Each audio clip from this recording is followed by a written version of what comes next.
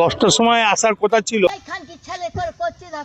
কিন্তু তখন ওদের পরীক্ষার মুডটা ছিল, তো আমাকে দেখলে ওরা যে মুডে আসছে মুডটা নষ্ট হয়ে যাবে। তো ভাই দেখো, ইতিহাসে প্রথমবার নিজের বেজ্জতি নিজে কেউ করেছে এরকম দেখেছো? নিজেই তার মুখটাকে কেমন ব্যাঁকা বলছে, মানে সে নিজেকে, তাকে দেখলে তো গরুচোর গরুচোর মনে হয়। আমার মনে হয় অনুব্রত মণ্ডল যেদিনকে লিটন হালদারকে গালি দিয়েছিল সন্ধ্যেবেলা ফোন করে, সন্ধ্যেবেলা নয় রাতের বেলা ফোন করে, সে গালি দেওয়াতে সে তারপরে উঠে হয়তো নিজের মুখটা দেখেছিল আয়নাতে, তাই সে দেখেছে যে তার মুখটা এতটাই খারাপ যে মাধ্যমিক পরীক্ষার পরীক্ষার্থীরা তাদের পড়া সব ভুলে যাবে। এরকম মুখ সত্যি মমতা দিদির আদর্শ অনুপ্রেরণা ছাড়া এরকম মুখ পাওয়া সম্ভব নয়। ওই জন্য 2টোর সময় আমি পুরোহিতকে বললাম, বা আমাদের যারা শিক্ষক আছে মাধ্যমিক উচ্চ মাধ্যমিকে, তারা এই পরিকল্পনাটা করেছে। তবে আমার সাদা মনে একটাই প্রশ্ন আছে যে কাকা, তুমি কি কখনো মাধ্যমিক পরীক্ষা দিতে গিয়েছো? মানে গিয়ে থাকলে তাহলে যদি গিয়েছো, তুমি যে লিটন হালদারকে ক্ষমা চেয়ে একটা চিঠি লিখেছিলে মনে আছে? সেই চিঠিতে যত পরিমাণে বানান ভুল ছিল, তোমার থেকে মনে হয় ক্লাস 2 এর বাচ্চারা তার থেকেও ভালো লিখতো। না মানে বলছি আর কি, দিদির দলে প্রত্যেকটা তো চোর, চিটিং বা জুয়ার চোর, পড়াশোনা একটার মধ্যেও নেই। সে আবার মাধ্যমিক পরীক্ষার্থীদের গাছ দিতে এসছে, বলছি সেই গাছ তো গরু খেয়ে নেবে, আর সেই গরু তুমি পাচার করে বিদেশে পাঠিয়ে দেবে। এটাই তো তোমার লক্ষ্য, তো সে গাছ দিয়ে তুমি নিজেকে সতী প্রমাণ করতে যেও না। তোমার মতো ঢপবাজ, চিটিংবাজ, দাঙ্গাকারী এবং অত্যাচারী মনে হয় না শাসক দলের আর কেউ আছে এর মধ্যে। শাহজাহানের পরে যদি কারোর নাম থেকে থাকে সেটা হচ্ছে অনুব্রত মণ্ডল। বিরোধীদেরকে ক্রমাগত অত্যাচার, বিরোধীদের উপরে টর্চার, তাদেরকে মিথ্যে কেস, গাঁজার কেস দিয়ে জেলে ঢুকিয়ে দেওয়া, এগুলোই হচ্ছে অনুব্রত মণ্ডলের জন্মগত অভ্যেস। আর সেই অভ্যেসকে যিনি সাপোর্ট করেন তিনি হচ্ছেন তৃণমূলের লড়াকু নেত্রী উকিল মমতা ব্যানার্জি। 100বার পড়ে আজকে মাধ্যমিক পরীক্ষা, একটা করে গাছ দিলাম, কলম পেন দিলাম, আরো কিছু দিয়ে চকলেট, তারপর তোমার ফাইল ফাইল সবই দেওয়া হলো। বলছি মেয়েগুলোকেও দিয়েছো তো? মানে বলছি না তোমার মেয়েদের প্রতি একটা আলাদা লেভেলের সম্মান আছে? রাতের বেলা মালমুলকে সেই মা মেয়েকে উল্টোপাল্টা কথা বলা, সেটা তো তোমার রক্তে মিশে আছে। তোমার বাপ ঠাকুরদাও হয়তো এরকম করতো, মানে না হবে বলছি না, হতেও তো পারে। একটা কথা আমার সবসময় যেটা মনে হয়, অনুব্রত মণ্ডল ছিল বীরভূমের বেতাজ বাদশা।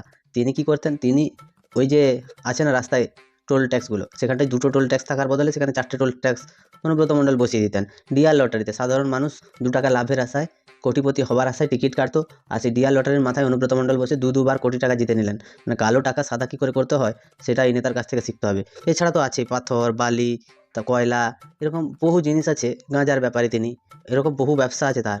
এই জন্যই তো মেয়েকে আর বাপকে দুটোকেই তিহার জেলে আটকে রেখেছিল।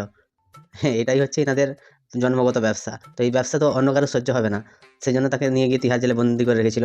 যখন থেকে দিদি বলেছে যে কেষ্ট হচ্ছে ভালো সংগঠক, কেষ্টই কোর কমিটির মাথায় বসে থাকুক, তখন থেকে আবার তার রব বেরিয়ে গেছে। আবার দেখবে যাও কোথাও কোনো চিটিংবাজির রাস্তা খুঁজছে, কারণ অ্যাকাউন্টগুলো তো খালি, সেগুলোকে আবার ভরে তুলতে হবে। এটাই তো তৃণমূলের লক্ষ্য। কি অপরাধ? তারা মুসলিম হলেই কি মারতে হবে? বলছি পৃথিবীতে দ্বিতীয় সুধীর ভাই যদি কেউ থেকে থাকে ডিজে অরুণের পরে এর নামটা দেওয়া হবে। কি অপরাধ মুসলিম বলে কি তাদের মারতে হবে? আমার সাদা মনে একটাই প্রশ্ন, যে উত্তরপ্রদেশ, বিহার, ঝাড়খণ্ড, বিভিন্ন রাজ্যে সেখানটায় মুসলিমের সংখ্যা অনেকটা পরিমাণে, সেখানটায় কি তারা সব মরে গেছে? মানে আর একটাও মুসলিম নেই? না তাদের শিক্ষা দিচ্ছে না, তাদের ব্যবসা করতে দিচ্ছে না, তাদেরকে পড়তে দিচ্ছে না, তাদেরকে খেলার জন্য জায়গা দিচ্ছে না? কোন জায়গাটায় বাধা দিচ্ছে? কোথায় মারছে বলতে পারো? যদি কেউ মেরে থাকে সেটা হচ্ছে মুসলিম সমাজকে মারার পরিকল্পনা মুখ্যমন্ত্রী মমতা ব্যানার্জি নিয়েছেন, কারণ তাদেরকে ডাক্তার ইঞ্জিনিয়ার না বানিয়ে মৌলবি বানানোর চেষ্টা করছেন। ধর্ম নিয়ে মানুষ কতদিন বাঁচবে? তারা যদি ডাক্তার ইঞ্জিনিয়ার না হয়, তারা মানুষজনের সেবা করবে কি করে? 6,000 7,000 কোটি টাকা দিয়ে মাদ্রাসা উন্নয়ন কাজে লাগাচ্ছেন, 2,500 টাকা করে মৌলবীদের ভাতা দিচ্ছেন, সেই মৌলবীরা কি বালটা ছিঁড়ছে সমাজের? সেটাই প্রশ্ন। তারা কি একজন সাধারণ গরিব মুসলিম লোক অসুস্থ হলে তাদের পাশে গিয়ে দাঁড়াচ্ছে? কোনোদিন দাঁড়াচ্ছে না, আমি লিখে দেবো। আর এই তৃণমূল দলটা মুসলিম সমাজকে সারা জীবন ধরে ভোট ব্যাংক হিসেবে ইউজ করে এসছে। আর এখন তাদের মসিয়া বেরিয়ে গেছে, ওই যে জালি মালটা হুমায়ুন কবির, যে ওই যে বাবরি মসজিদের নামে টাকা তুলে মোটামুটি হেলিকপ্টার নিয়ে এখন সভা করবে। এরা হচ্ছে বড় টাইপের সুধীর ভাই, এদের জীবনে আর কোনো কাজ নেই, মানুষের সাথে চিটিংবাজি করে এরা টাকা ইনকাম করতে চাইছে। কথা দিচ্ছি মিলিয়ে নেবে। এই হুমায়ুন কবির যদি ভোটে জিতে যায়, দ্বিতীয় দিন গিয়ে মমতা ব্যানার্জির আশ্রয়ে আশ্রিত হবে, কারণ মমতা ব্যানার্জি জানে যে এতগুলো যে মন্দির বানিয়েছি না, সেই মন্দিরগুলো মুসলিমরা ভালোভাবে নিতে পারেনি। সেই জন্যই এই হুমায়ুন কবিরকে দিয়ে বাবরি মসজিদের নাম করিয়ে মোটামুটি মুসলিম ভোটগুলোকে কবজা করে রাখার একটা আলাদা লেভেলের পরিকল্পনা। দেখো ওনাদের মাথা অনেক বড় মাথা, আমাদের ছোটোখাটো মাথা এগুলো ঢুকবে না। এ তো আমি বুঝতে পারছি না তোমাদের কি নীতি। তোমাদের মাথায় সবসময় যদি চুরি চিটিংবাজি ঢুকতে থাকে, তাহলে তুমি কি করে বুঝবে যে সাধারণ মানুষ কি চাইছে, সাধারণ মানুষের কিসে ভালো হবে, সাধারণ মানুষ কি পেলে ওরা বেঁচে থাকবে।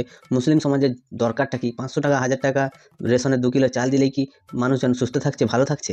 ভালো থাকার পরিবেশ কি দিয়েছো? সেটা দিচ্ছ না। তোমাদের দিদিমণি, তুমি চোর চিটিংবাজি করে প্রমাণিত জামিনে মুক্তি পেয়ে ঘরে আছো, তোমাকে তার দলের ওখানটা আহ্বায়ক বানিয়ে দিয়েছে।